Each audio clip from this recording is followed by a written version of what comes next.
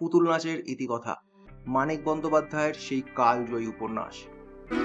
এই যে আরে চুপ চুপ চুপ চুপ। এই সিনেমাটি রিলিজ হওয়ার আগেই কিন্তু ইন্টারন্যাশনাল ফিল্ম ফেস্টিভ্যালে সিলেক্টেড হয়েছে। তো আপনারা বুঝতেই পারছেন কতটা লার্জ স্কেলে সিনেমাটা তৈরি করা হয়েছে। বাজেট আনুমানিক 8 থেকে 10 কোটি। সিনেমাটার গল্পটা খুবই সাদামাটা।